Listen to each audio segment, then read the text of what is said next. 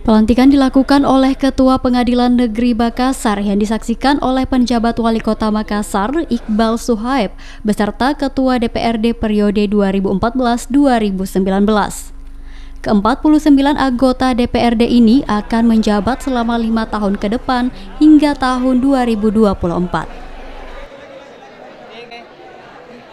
Harap fraksi Gerindra tetap solid ya, tetap lebih mengedepankan kepentingan masyarakat, aspirasi masyarakat ya, dan tentu tidak terlepas juga dari cita-cita Partai Gerindra. Lebih memperjuangkan kaum wanita dan milenial tentunya.